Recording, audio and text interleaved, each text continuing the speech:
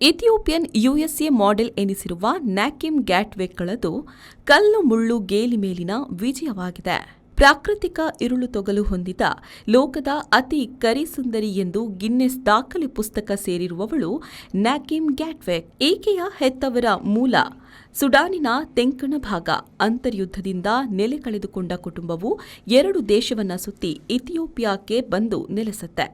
ಅಲ್ಲಿ ಹುಟ್ಟಿದವಳು ನ್ಯಾಕಿಮ್. ತನ್ನ ಮೈಬಣ್ಣ ಮತ್ತು ನಿರಾಶ್ರಿತರ ಶಿಬಿರದಲ್ಲಿ ಸೌಕರ್ಯರಹಿತ ವಾಸದಿಂದಾಗಿ ಶಾಲೆಯಲ್ಲಿ ತೀವ್ರ ಗೇಲಿ ಮುಜುಗರಕ್ಕೆ ಒಳಗಾದಳು ನ್ಯಾಕಿಮ್. ನಿರಾಶ್ರಿತರ ಮರುವಸತಿಯಡಿ ಈ ಕುಟುಂಬವು ನ್ಯೂಯಾರ್ಕಿನ ಬಫಲೋ ಬಳಿ ನೆಲೆಸಲು ಅವಕಾಶ ಸಿಕ್ಕಿತು. 13ರ ಬಾಲಕಿ ನ್ಯಾಕಿಮ್ ದಾರಿ ಬದಲಾಯಿತು.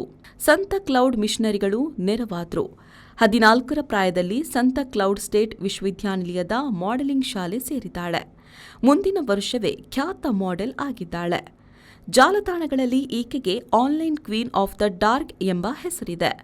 ಈ ಕಾರಣಕ್ಕೆ ಪ್ರಪಂಚದ ಅತಿ ಕರಿಸುಂದರಿ ಎಂದು ಗಿನ್ನೆಸ್ ದಾಖಲೆಗೂ ಈಕೆ ಸೇರ್ಪಡೆಯಾಗಿದ್ದಾಳೆ.